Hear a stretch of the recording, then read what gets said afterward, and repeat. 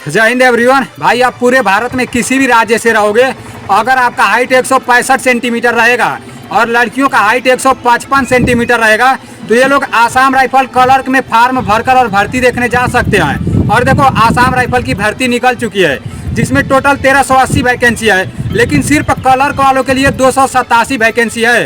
तो इसकी A to Z पूरी की पूरी जानकारी आप लोगों को इसी वीडियो में मिल जाएगा। देखो बहुत सारे भाइयों का हाइट कम रहता है और वो लोग बार बार कमेंट करते रहते हैं कि भाई मेरा हाइट कम है, मैं क्या करूं, मुझे भी भर्ती देखना है, मुझे भी भर्ती देखने जाना है। तो देखो आसाम राइफल का जो वर्दी होता है ना वो सेम इंडियन आर्मी जैसा ही होता है, तो काफ़ी अच्छा भर्ती होता है। आप लोग इस वीडियो के लास्ट तक बने रहना, इसके बारे में A to Z पूरी की पूरी जानकारी आप लोगों को मिल जाएगी। ये आसाम राइफल वालों का वर्दी है और अगर आप आसाम राइफल क्लर्क में भर्ती हो जाओगे ना तो ऐसा नहीं है कि आपकी हाइट छोटी रहेगी तो आपको ऐसा वर्दी नहीं मिलेगा। ऐसा वर्दी भी मिलेगा और आपके वर्दी पर यहाँ 3 फीता भी रहेगा, क्योंकि आप डायरेक्ट हवलदार के पद पर भर्ती होंगे। और जो लोग आसाम राइफल कुक वाले होते हैं या बार्बर वाले होते हैं या वाशरमैन वाले होते हैं उन लोगों को हवलदार बनने में काफ़ी टाइम लग जाता है भाई।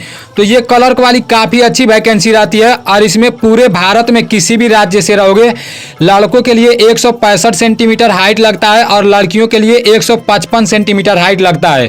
और ये SC/ST वालों का हाइट में छूट भी मिलता है, उन लोगों का हाइट लगता है 162.5 सेंटीमीटर लड़कों का और लड़कियों का 150 सेंटीमीटर। तो इसको आप लोग याद रखना, लेकिन इसमें कुछ ज़रूरी बातें हैं, वो सारी की सारी चीज़ें इसी वीडियो में कवर हो जाएंगी। आप लोग वीडियो के लास्ट तक बने रहना। देखो अब बात कर लेते हैं कि इसमें चेस्ट कितना मांगता है। तो इसमें सीना आपका मांगता है 77 सेंटीमीटर नॉर्मल और जैसे 82 सेंटीमीटर फूला कर होना चाहिए। अब बात कर लेते हैं कि कितना पास होना चाहिए। देखो इसमें 10 पास रहोगे तो नहीं ऑनलाइन करा पाओगे, आप 12 पास रहोगे तभी आसाम राइफल क्लर्क में ऑनलाइन करा पाओगे। इसको आप लोग याद रखना, ठीक है ना। और जब आप ऑनलाइन कराने जाओगे तो वहाँ आपको टाइपिंग सर्टिफिकेट लगेगा, टाइपिंग सर्टिफिकेट मांगा जाएगा।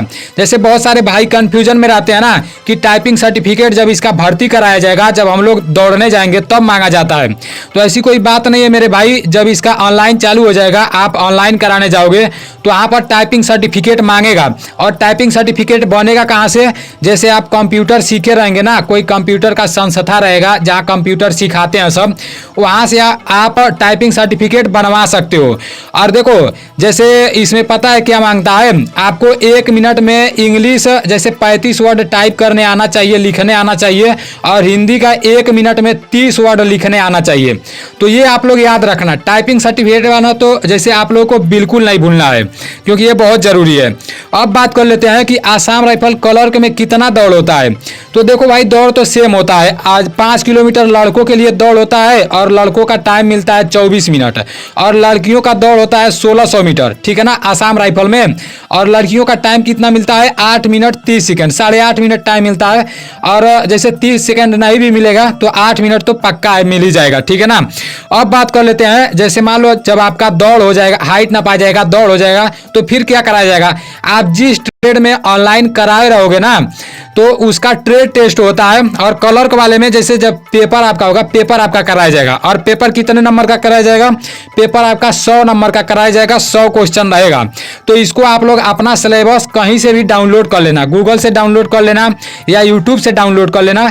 जैसे पता है आप ये डाउनलोड कर, जैसे आप ये देख लोगे कि आसाम राइफल क्लर्क में किस तरह से प्रश्न पूछा जाता है, कैसा कैसा प्रश्न आता है, तो आपको बहुत ज़्यादा हेल्प मिलेगा पेपर निकालने में। और जब आप इसका पेपर निकाल दोगे, देखो यार इंडियन आर्मी की भर्ती जैसे होती है ना, हमको लगता है कि सेम सारा प्रोसेस मतलब उस जैसे इंडियन आर्मी के जैसा ही होता है। और वर्दी तो आप लोग देख ही रहे हो, तो काफ़ी अच्छी वैकेंसी होती है यार, इसलिए आप लोग अपना तन मन धन सब कुछ लगा देना। इसका सिलेबस आप लोग डाउनलोड कर लेना और जैसे 100 क्वेश्चन किस तरह से पूछा जाता है पता कर लेना तो अच्छा रहेगा।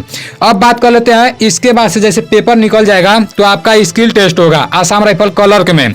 स्किल टेस्ट का मतलब जैसे आपको टाइप कराया जाएगा, 1 मिनट में इंग्लिश का 35 वर्ड होना चाहिए और हिंदी का 1 मिनट में 30 वर्ड होना चाहिए, ठीक। जब ये सारा प्रोसेस हो जाएगा तो फिर जैसे मान लो आप पेपर आपका दौड़ हुआ, ठीक, जब दौड़ निकाल दिए तो आपका पेपर हुआ, और जब आपका पेपर हो गया तो लिस्ट में नाम आ गया। अभी एक लिस्ट बना है, ठीक है ना, 2 लिस्ट बनता है, इतना आप लोग कभी भी याद रखना।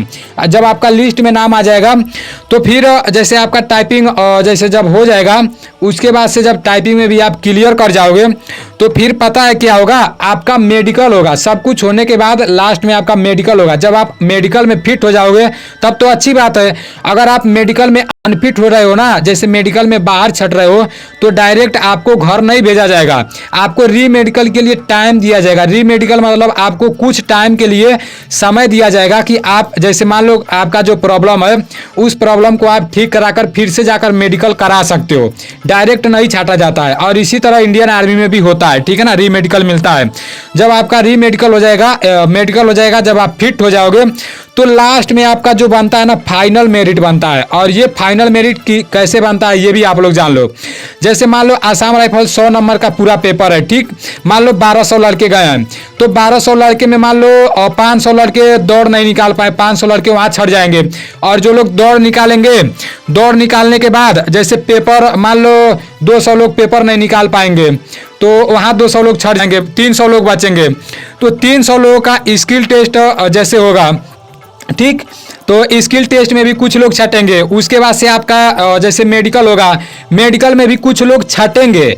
ये जो पेपर निकाले रहेंगे ना, जैसे मान लो आपका 30 सीट है और आपका पेपर निकाले हैं सब, जैसे मान लो 200 लोग पेपर निकाल दिए, 30 नंबर पासिंग नंबर, जैसे 30 बस सिर्फ पासिंग नंबर है और आपका पूरे भारत के लिए 30 ही वैकेंसी है और 200 लड़के पेपर पास कर दिए हैं। तो फिर इन लोगों का 200 में फाइनल मेरिट बनेगा। और मेरिट किस तरह से बनेगा, जैसे सबसे ज़्यादा जो नंबर लाएगा ना, जैसे मान लो 100 नंबर का रहेगा तो जो 90 नंबर ला देगा तो सबसे पहला नाम उसका आएगा, ठीक। उसके बाद जो 89 नंबर लाएगा दूसरा नाम उसका रहेगा। देखो 200 लड़के तो पास हुए रहेंगे सब कुछ में, और सीट तो रहेगा सिर्फ 30 ही। तो सबसे ज़्यादा नंबर वाले का पहले सिलेक्शन होगा, उसके बाद से जो उससे कम रहेगा उसका सिलेक्शन होगा, उसके बाद से जो उससे कम रहेगा उसका सिलेक्शन होगा। ऐसे करते करते जैसे मान लो 30 सीट पूरा फुल हो गया, 30 वैकेंसी पूरा फुल हो गया, तो उसी पर आपका मेरिट बन जाएगा। आप पास रहोगे, सब कुछ हुआ रहेगा, लेकिन आपको फाइनल मेरिट में आपका सिलेक्शन नहीं हो पाएगा, तो फिर आप भर्ती नहीं हो पाओगे। तो ये रहा इसका सारा प्रोसेस। और देखो एनसीसी वालों का इसमें छूट भी मिलता है, ये तो, और जैसे इसका फुल नोटिफिकेशन जैसे ही निकलेगा बता देंगे। अभी तो इसका भर्ती निकल चुका। देखो आसाम राइफल शिलोंग की तरफ से आसाम राइफल भर्ती का शॉर्ट नोटिफिकेशन निकल चुका है और ऐसा बोला जा रहा है कि 30 अप्रैल से इसका ऑनलाइन भी चालू हो जाएगा।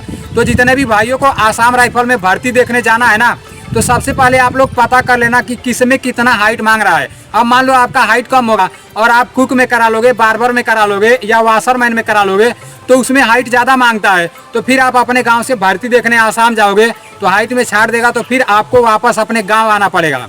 तो आप लोग सबसे पहले सब कुछ पता कर लेना, उसके बाद से आप लोग अपना ऑनलाइन कराकर भर्ती देखने जाना, ठीक है ना।